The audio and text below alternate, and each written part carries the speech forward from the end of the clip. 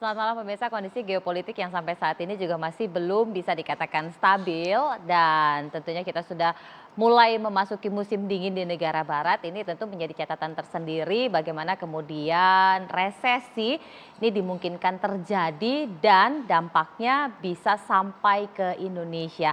Lalu bagaimana upaya antisipasi itu supaya kita di dalam negeri ini masih tetap aman dan tentunya ekonomi berjalan dengan normal, pengusaha pun juga bisa tenang dalam berusaha. Untuk itulah pada malam hari ini kita membahas mengenai ekonomi dunia menuju resesi bagaimana Indonesia. Saya sudah bersama dengan 4 orang narasumber di studio. Saya sapa satu persatu di sebelah kanan saya. Ini istimewa sekali, ada Kepala Badan Kebijakan Fiskal Kementerian Keuangan Pak Febrio Nathan Kacaribu. Boleh disapa Pak pemirsa dengan menggunakan mic-nya Pak Febrio. Selamat malam, terima kasih. Terima kasih Pak Febrio sudah berkenan hadir. Ini momen yang langka karena beliau bisa menjelaskan lebih detail bagaimana kemudian nanti kondisi fiskal kita dan strateginya supaya tetap aman. Selanjutnya ada anggota Komisi 11 DPR RI dari fraksi Partai Gerindra, Pak Kamarus Samad. Bang Kamarus Samad, apa kabar?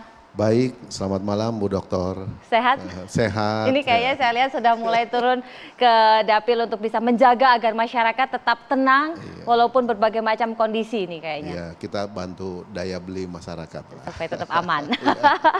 Berikutnya ada Ketua Umum HIPI yang juga Wakil Ketua Umum Kadin Bidang Sosial dan juga Kebencanaan, Ibu Suyani Motik. Bu Yani apa kabar? Alhamdulillah Terima baik. kasih Bu Yani sudah berkenan hadir. Terima kasih sudah diundang lagi. Iya, karena HIPI ini kan tentu pasti banyak catatan untuk bisa memberikan masukan dengan kondisi kita sekarang.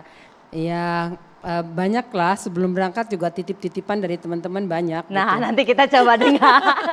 Dan berikutnya ada Pak Peter Abdullah, Ekonom Core Indonesia. Pak Peter, selamat datang kembali. Selamat malam Mbak Mona. Sehat ya Pak? Alhamdulillah sehat. Ini kalau lihat kondisinya Pak Peter hari ini kayaknya ada banyak catatan yang kurang baik karena senyumnya beda dari biasanya. Kita ke Bu Yani dulu. Bu Yani, tadi Bu Yani ada banyak titipan. Kalau dari pengusaha melihat kondisi yang ada, apakah sudah ada sinyal-sinyal yang dirasakan yang harus segera warning, lampu kuning? Ya yang jelas gini, dari teman-teman yang yang di lapangan ya. Saya nanti kalau bicara angka data ini kan ahlinya masing-masing.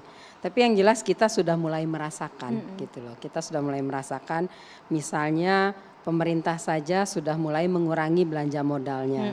Proyek-proyek yang jadi komitmen gitu yang teman-teman baik di daerah di pusat yang tadinya mau dapat pekerjaan gitu. Kemudian istilahnya mungkin ditunda gitu ya. Gitu. Jadi itu udah kelihatan. Kemudian penjualan juga sudah mulai kelihatan berkurang gitu. Nah ini kan berarti indikasi dari daya beli masyarakat yang sudah mulai berkurang. Dan juga indikasi, saya nggak bisa bilang resesi, tapi indikasi yang buat pengusaha kalau sudah ada gejala seperti ini langsung banting setir. Ini pasar sudah bicara seperti ini, apa yang harus kita lakukan? Apakah kemudian nge-rebranding atau kita jual produknya yang memang bisa dibeli oleh masyarakat gitu. Ada juga yang menjual merebranding yang harganya tadinya tinggi kemudian dijual yang lebih murah. Kemudian juga kita lakukan cost efisiensi buat pengusaha sih pilihannya paling itu. Kita lakukan cost efisiensi apa yang bisa kita lakukan, pengetatan begitu. Kemudian yang tidak perlu kita beli tahun ini, yang tidak perlu kita keluarkan sambil melihat keadaan lebih jauh. Apalagi Bu Sri Mulyani kan sudah mewarning gitu. Dan kita juga sudah melihat kondisi global nggak begitu bagus. Jadi tumpuan memang di dalam negeri. Nah kita mendengar belakangan ini di dalam negeri kondisinya juga agak bikin dakdikduk. Nah kondisinya sih seperti itu dari pengusaha. Jadi indikasi-indikasi ke arah situ sudah mulai dirasakan.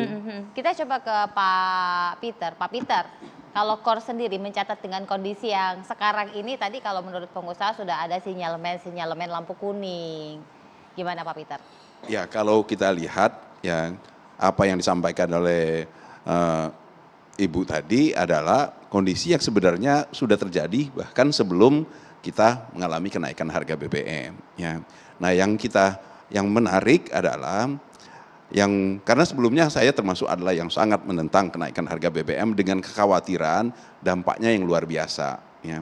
Tetapi kalau kita lihat setelah ini udah berapa minggu ya kita mengalami kenaikan harga BBM subsidi, tetapi dampaknya terhadap di masyarakat ya yang kita tidak melihat sesuatu yang luar biasa. Ya, ini yang menggembirakan ya.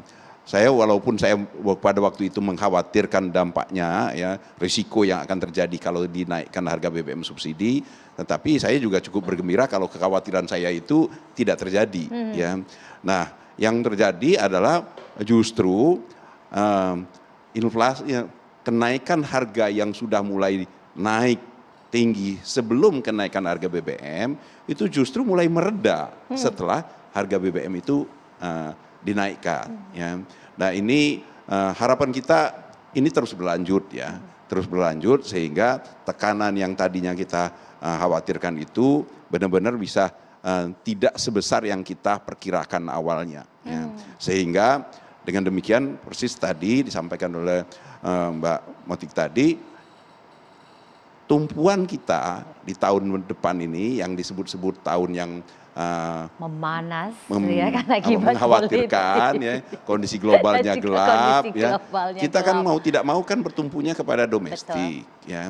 Nah oleh karena itu fokus kita adalah menjaga perekonomian domestik ini agar supaya tetap berjalan baik ya. Nah kalau tadi disebutkan oleh Bu Motik tadi adalah adanya pengeluaran atau proyek-proyek pemerintah yang sudah melambat, ini yang sebenarnya kita sarankan jangan sampai terjadi ya, karena justru kita butuh sekali peran dari pemerintah sekarang ini, bagaimana pemerintah memberikan stimulus-stimulus untuk perekonomian domestik agar supaya perekonomian domestik ini bisa menjadi tumpuan kita menghadapi kondisi global yang mengkhawatirkan tersebut. Hanya saja Pak Peter yang kemudian mengejutkan banyak orang, akhirnya suku bunga acuannya kemarin akhirnya naik. Walaupun ya kata banyak orang sih tinggi banget naiknya. Ada dampaknya nggak kalau dari catatan Korpa? Nah, kenaikan suku bunga acuan ini kan sebenarnya sudah kita prediksikan. Ya, kita udah tahu lah ya. Sejak awal tahun itu sudah kita tahu bahwasanya The Fed akan menaikkan suku bunga dan agresif ya. Dan kenaikan yang kemarin yang 75 basis poin itu bahkan di bawah perkiraan ya. Ada yang memperkirakan 100 basis poin ya. Jadi kenaikan suku bunga The Fed itu sudah kita perkirakan dan kita juga sudah memperkirakan BI akan meresponsnya dengan menaikkan suku bunga acuan. Pada waktu itu saya menyampaikan minimal BI akan menaikkan 50 basis poin ya. Dan alhamdulillah memang BI menaikkan 50 basis poin walaupun terbukti kenaikan 50 basis poin itu nampaknya kurang ya. Karena terlihat di pergerakan rupiah kita yang sekarang ini melemah ya, sekarang udah 15.300 ya. Jadi ini saya kira tujuan dari BI kan sebenarnya lebih ke bukan menjaga inflasi, menaikkan suku bunga acuan itu bukan untuk menjaga inflasi, karena kenaikan inflasi itu sebagai respon atau sebagai konsekuensi dari kenaikan harga BBM ya, itu adalah sebuah kewajaran. Jadi itu nggak mungkin dicegah dengan menaikkan suku bunga acuan. Yang lebih saya melihatnya yang lebih direspon oleh BI adalah kekhawatiran terhadap pelemahan rupiah. Karena dengan kenaikan suku bunga acuan BI, The Fed yang demikian besar, maka indeks dolar dipastikan menguat dan itu pasti akan menekan rupiah. Nah, oleh karena itu BI menaikkan suku bunga acuan 50 basis poin. Nah, pertanyaannya kan ini perlu dikhawatirkan enggak kenaikan suku bunga acuan yang sampai 50 basis poin? Gara-gara bunganya berubah. Sebenarnya kalau saya ya selalu mengatakan kalau saya ditanya ini, karena banyak wartawan juga yang menanyakan, sebenarnya saat ini itu suku bunga acuan kita itu kalau kita lihat secara historisnya, historisnya BI masih rendah. Ya, kita itu kan 3,5% yang kemarin itu adalah suku bunga acuan terendah sepanjang sejarahnya BI. Ya sekarang kalaupun sudah dinaikkan 75 basis poin ya udah 4,25 ya, itu sebenarnya masih relatif rendah. Kalau kita ingat ya suku bunga acuan BI itu rata-rata dulu tuh 7-8%. Jadi sekarang ini kita masih di dalam eranya suku bunga rendah dan kenaikan sekarang ini pun kita melihatnya belum akan segera direspon dengan kenaikan suku bunga kredit, karena kemarin bank-bank juga belum banyak menurunkan suku bunga kredit. Jadi kira-kira seperti itu catatannya dari Pak Peter. Nah, apakah BKF sebenarnya sudah menyiapkan strategi dan evaluasi apa kemudian yang sudah dilakukan oleh Komisi 11 untuk bisa menjaga agar masyarakat ini, tadi kalau Bu Yani sampaikan masih terjaga daya belinya. Sesaat lagi kita lanjutkan, tetaplah bersama kami.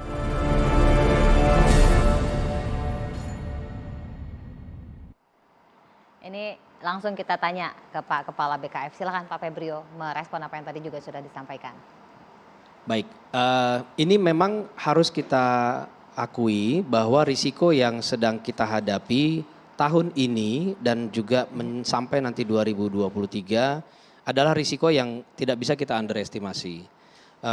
Apa yang sudah kita lihat selama 2022 ini sudah membuat pemerintah harus melakukan penyesuaian dengan cukup cepat dan cukup besar.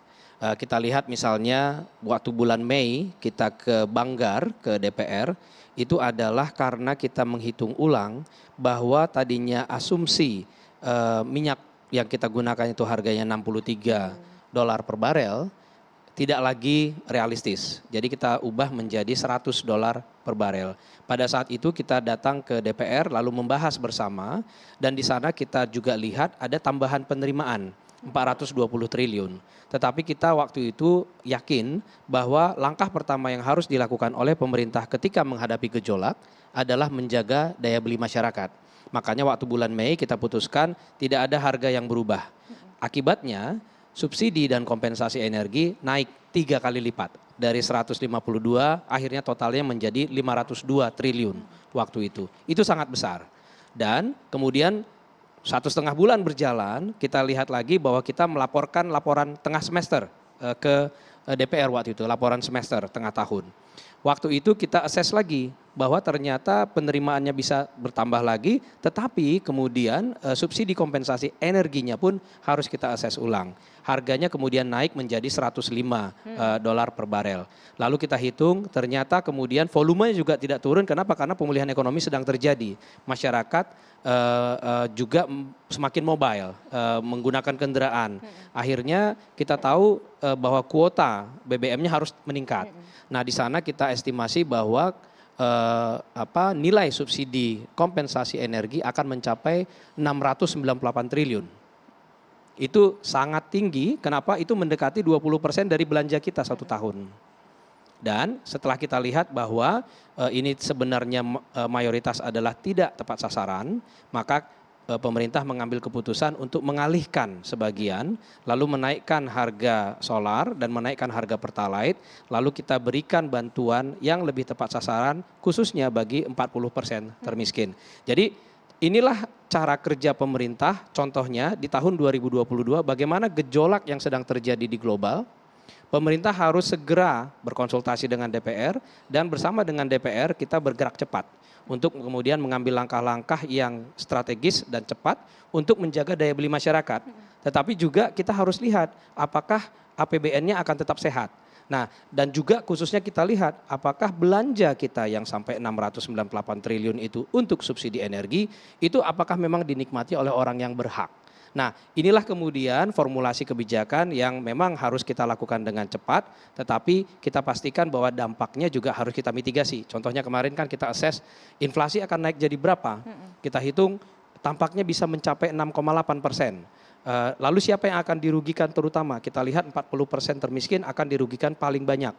Sehingga kita mendesain BLT lebih besar daripada biaya yang mereka incur, yang mereka akhirnya terbebani. Jadi kemarin kita hitung 8,1 triliun, kita kasih BLT-nya 12, sekian triliun untuk segera disiapkan supaya kemudian disalurkan, dan sudah disalurkan setengah kemarin karena dibagi dua kan, 300 ribu, supaya kemudian masyarakat yang terkena dampak khususnya yang miskin dan rentan itu langsung terlindungi. Nah inilah cara kerja pemerintah yang harapannya akan terus bisa kita lanjutkan. Contohnya lagi adalah inflasi ini kan menjadi tantangan kita sekarang, harga di global terjadi dan dampaknya bagi kita yang langsung kita rasakan adalah harga komoditas, lalu harga yang harus dibayar oleh masyarakat.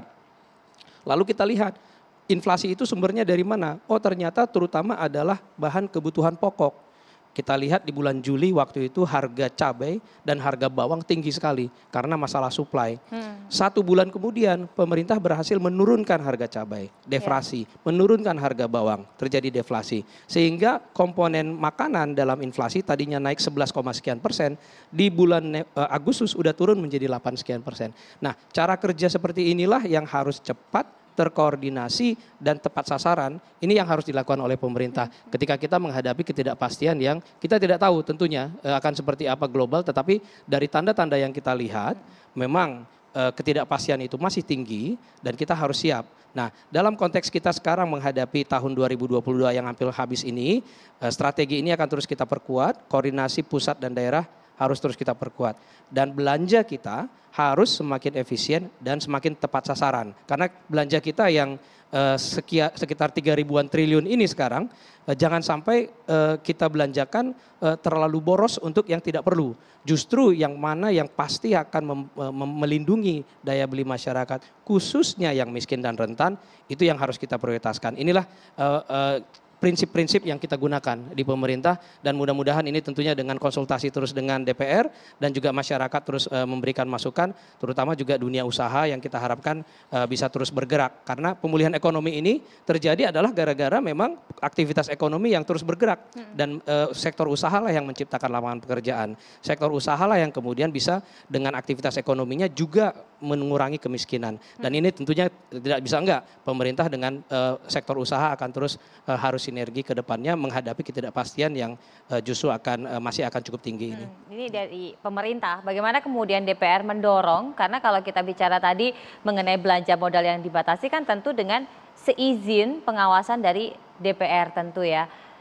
Bagaimana kemudian mengantisipasinya, termasuk juga upaya agar penyaluran PEN dan lain-lain juga masih tetap dalam kontrol dan pengawasan DPR? Iya, sebetulnya yang sangat concern kita adalah persiapan kita menghadapi 2023. Dengan kita belajar dari histori menyusun APBN kita di tahun 2022. Semua kita pertimbangkan waktu tahun 2021 yang kemungkinan akan terjadi uncertainty di 2022. Ternyata ada satu yang lolos, yaitu perang antara Rusia dan Ukraina. Itu di luar daripada perkiraan kita ketika kita menyusun asumsi makro waktu itu. Tapi kemudian karena ada fleksibilitas, ada adjustment sehingga kita bisa menyesuaikan. Kita mendapatkan ada pros and cons-nya tentunya terhadap situasi global. Tetapi saya melihat bahwa yang lebih utama sekali sebetulnya yang harus diperhatikan adalah kemungkinan dampak resesi ini terhadap meningkatnya angka pengangguran dan kemiskinan. Ini yang kita lihat, di mana gateway-nya masuk ke masyarakat. Ini yang harus dilihat. Kalau dikatakan misalnya, belum kita bicara resesi, karena kita masih percaya omongan sejumlah menteri bulan yang lalu mengatakan bahwa ekonomi Indonesia ekonomi terbaik.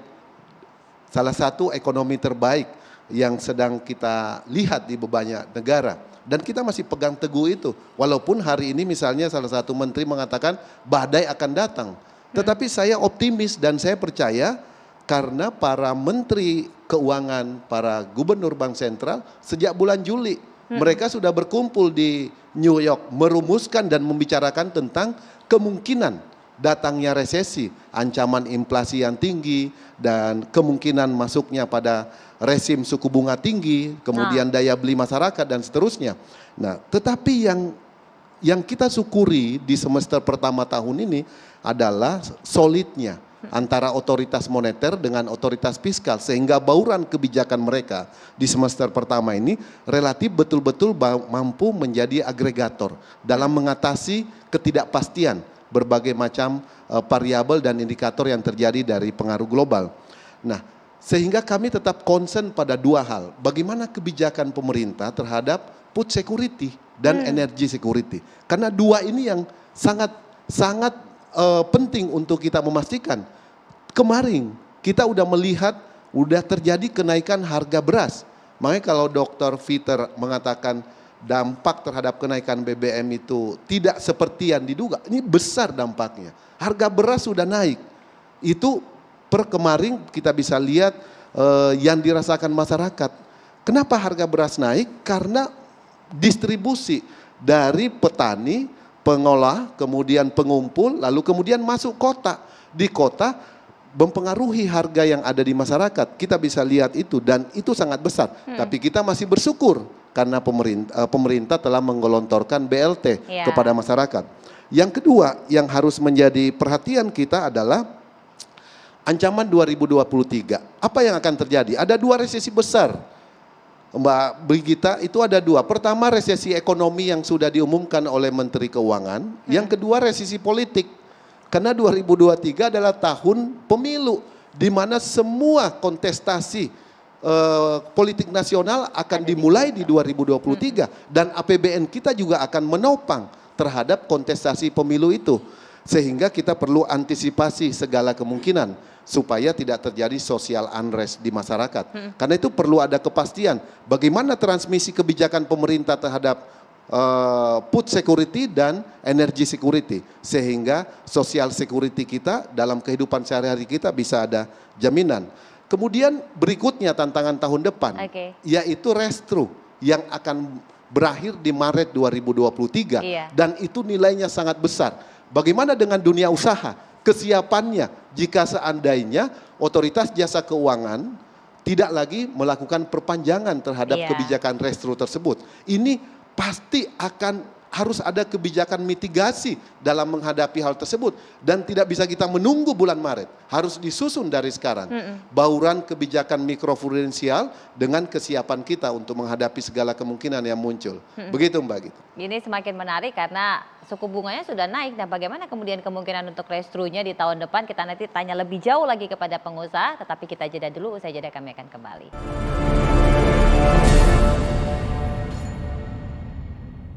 Ya, kita lanjutin. Ibu, ini tadi sudah disampaikan bahwa restruknya akan berakhir nanti di Maret. Sudah siap? Bayar. Iya, saya kira begini. Ini restru wajib diperpanjang. Kenapa? Tadi udah diceritain.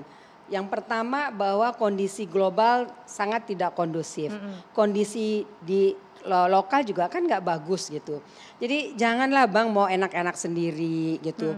Mau dapat tantim tahun ini, tantimnya yang 200%, triliunan. Sementara kita pengusaha sengsara gigit jari gitu. Padahal kan katanya tumbuh bersama, sakit bareng gitu, tapi giliran bangunnya bareng. Ini dia bangun duluan, kita enggak gitu loh. Itu agak parah sih. Jadi saya kira restru tuh wajib untuk tahun depan gitu. Kenapa? Karena memang masih dibutuhkan. Kondisi di lokalnya juga dibutuhkan, kondisi globalnya Bu Sri Mulyani udah wanti-wanti akan ada resesi. Kalau restru tidak terjadi, bukan hanya dunia usaha yang kolaps, tapi juga bank juga akhirnya akan rugi. Kenapa? Kalau restru tidak terjadi, kemampuan dunia usaha kan belum benar-benar fully recovered. Sekarang kita COVID udah mulai berkurang, kita semua ini udah enak gak pakai masker. Tapi pasar kan belum pulih gitu, jadi kita belum kerja full di pabrikan, itu masih butuh restru. Kemudian sektor pariwisata masih butuh restru. Mungkin yang nggak butuh restru kali misalnya kayak batu bara gitu ya, yang industri lukratif lah, silakanlah itu. Tapi kalau yang usaha kecil, pabrikan, kemudian kayak industri kesehatan, kemudian juga industri pariwisata, in general itu restru masih wajib dilakukan.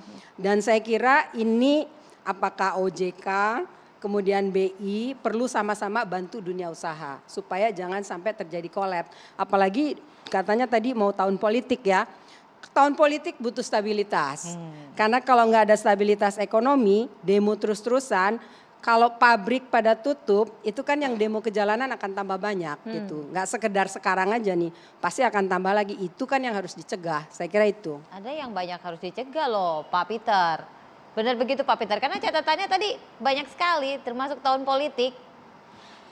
Makin gelap ini sepertinya. Nanti kita coba tanya sama Pak Febrio juga. Gimana Pak? Ya sebenarnya saya sependapat dengan Mbak Motik tadi. Tahun depan itu kan gelap dan kita bertumpu sekali kepada perekonomian domestik.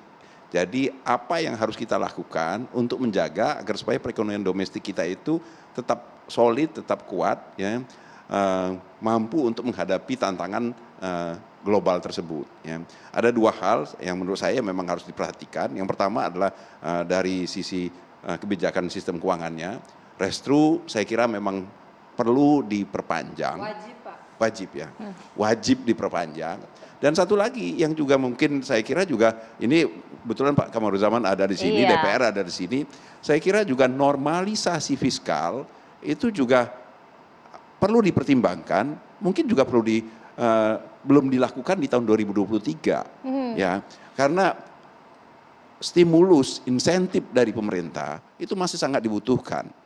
Ya, tadi Bu Moti kan udah bilang ini, kita dunia usaha ini dikejar-kejar sama pajak. Ya, mungkin juga pemikirannya adalah sama dalam rangka untuk menuju normalisasi fiskal di tahun 2023. Penerimaan pajak harus dikejar. Padahal dunia usaha ya di tahun 2023 masih belum sepenuhnya pulih. Masih membutuhkan kelonggaran-kelonggaran termasuk dari kelonggaran pajak. Bayar artinya sehari juga didenda, Pak, defisit. sekarang pajak. Jadi defisit ini menurut saya satu hal yang perlu dipertimbangkan ya. Kalau tadi wajib, yang ini masih mungkin perlu dipertimbangkan, perlu dikaji apakah memang benar kita harus segera kembali ke normalisasi fiskal defisit di bawah 3%. Iya. Pak Febrio, ini catatannya banyak, silahkan direspon. Kita kan melihat bagaimana perekonomiannya berjalan bulan demi bulan, minggu demi minggu, kuartal demi kuartal gitu ya. Dan kita melihat bahwa pemulihan itu terus terjadi. Kita lihat misalnya dari kuartal 1 kita sudah sedikit di atas 5%. Kuartal 2 kemarin itu di atas ekspektasi kita semua, 5,4%. Ini di tengah semua ketidakpastian yang sedang kita hadapi itu. Nah, lalu kuartal ketiga apakah masih akan berlanjut? Tanda-tandanya kita lihat masih akan berlanjut dan akan lebih kuat lagi dibandingkan dengan kuartal kedua.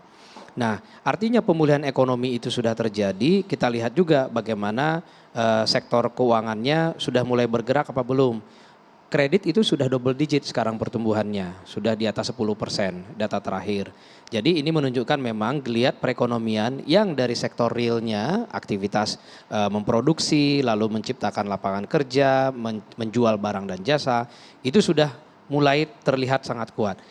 Lalu sektor keuangannya pun kemudian menyambut gitu ya, karena mereka melihat peluang. Nah, apakah ini kecepatan yang bisa kita jaga terus ke depan? Tentu ini yang kita harapkan. Kita berharap supaya dengan ketidakpastian yang sudah datang dari global, jangan sampai ketidakpastian tambahan datang dari domestik. Nah, pemerintah dalam konteks ini ketika kita melihat belanja kita sudah di atas 3.000 triliun, tentu yang menjadi concern pemerintah adalah bagaimana kita memanfaatkan uang pajak itu, uang penerimaan negara itu seefektif, seefisien mungkin untuk menciptakan lapangan kerja, menciptakan multiplier effect yang paling tinggi. Dan jangan lupa biasanya prioritas pertama kita adalah memastikan belanja kita itu juga sangat targeted ke miskin dan rentan dulu, memastikan daya beli masyarakat itu tetap terjaga. Kenapa? Karena kalau pertumbuhan ekonominya bagus itu satu hal. Itu berarti bagus perekonomiannya bergerak gitu ya. Tetapi yang pemerintah inginkan itu bukan hanya pertumbuhan ekonomi yang tinggi, tetapi pertumbuhan ekonominya harus berkualitas. Gampangnya apa? Ketika pertumbuhan ekonomi tinggi, pemerintah juga ingin lihat tingkat penganggurannya ikut turun. Tingkat kemiskinannya harus ikut turun.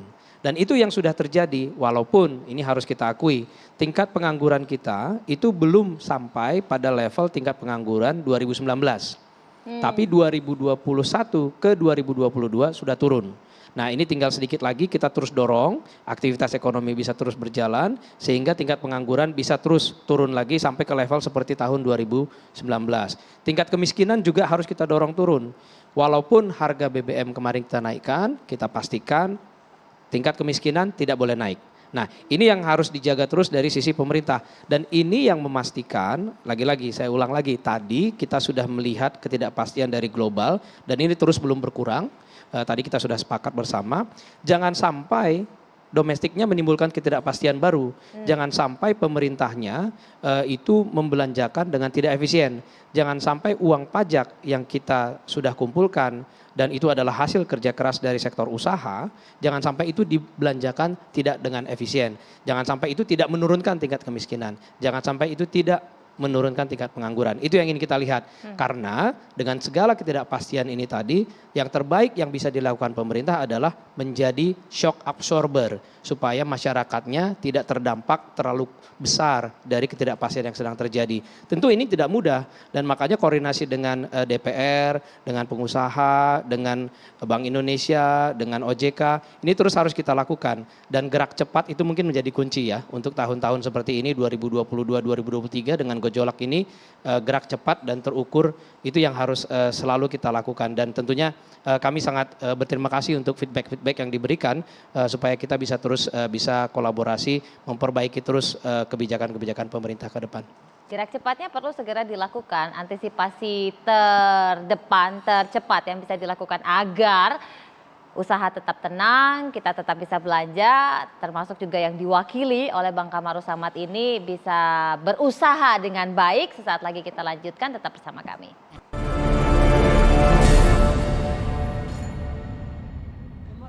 Ya, kita lanjutkan ke Bang Kamarus Samad, silahkan.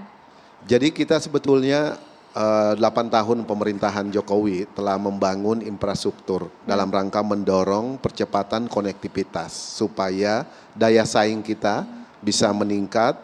Dan kalau kita lihat pidato beliau di 15 Agustus kemarin, salah satu focal poinnya adalah hilirisasi industri. Dan ini menurut saya salah satu arah kebijakan yang bisa memiliki tingkat resiliensi walaupun ini membutuhkan waktu dalam jangka menengah dan jangka panjang. Tetapi dalam jangka pendek ada kebijakan fiskal kita yang cukup baik untuk menopang dalam menghadapi resesi ini. Pertama, dana desa yang dialokasikan kepada seluruh desa di Indonesia setiap tahun dan itu nilainya cukup besar melalui TKDD kita. Dan kalau itu bisa dimanfaatkan pada sektor-sektor produksi termasuk sektor pangan, saya yakin dan percaya kita bisa menjaga stabilitas ketahanan pangan kita.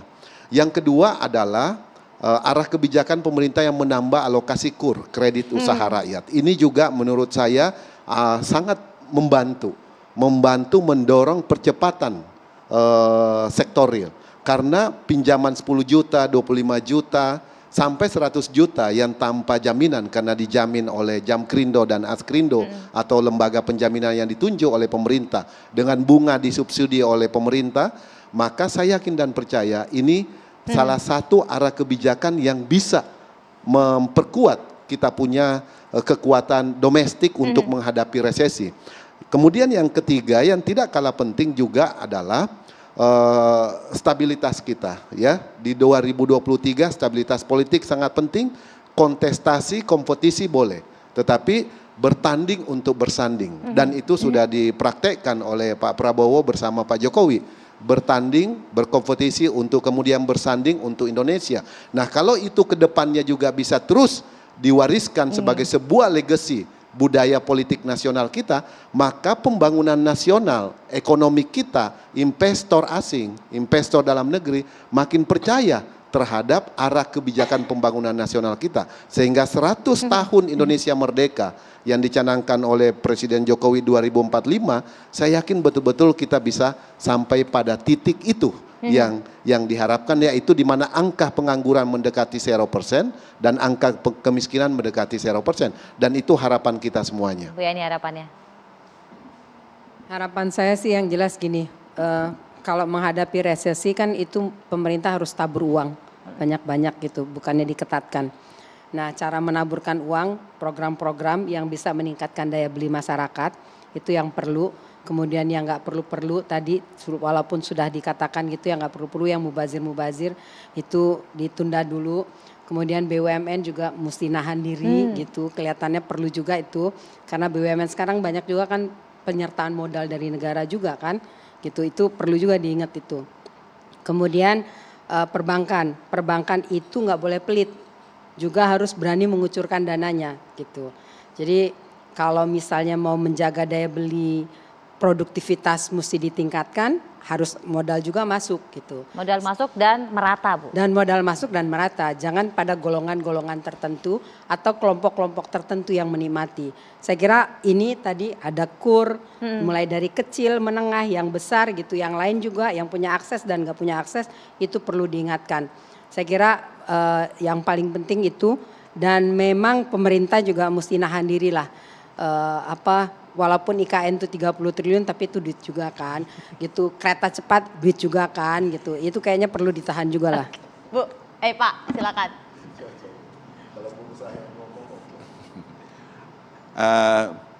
Memang tahun 2023 jelas Iya. ya, gelap ya, penuh ketidakpastian ya. Tapi kita perlu waspada tapi tidak perlu panik ya. Kita masih punya optimisme ya. Saya sependapat dengan Bang Kamaruzaman, dengan Mbak Yani ya. Kita akan bisa bertahan di tahun 2023 sepanjang tadi peran pemerintah itu lebih optimal. Saya sependapat pemerintah memang harus lebih efisien. Saya kira begitu. Silakan Pak Febrio, terakhir singkat saja. Terima kasih. Ini kita bersyukur pada saat ini kita bisa menjaga stabilitas. Kita bersyukur kita masih dalam kondisi di mana kita cukup bisa menjaga resiliensi perekonomian kita. Nah, dan kita tadi juga sudah sepakat bahwa tantangan kita ke depan masih akan cukup berat. Dan ini memang membutuhkan kolaborasi yang kuat dari semua pihak dan juga tentunya antisipasi yang harus cukup fleksibel dari pemerintahnya. Saat ini kan kita sedang memfinalisasi APBN 2023 yang harapannya bisa menjadi undang-undang.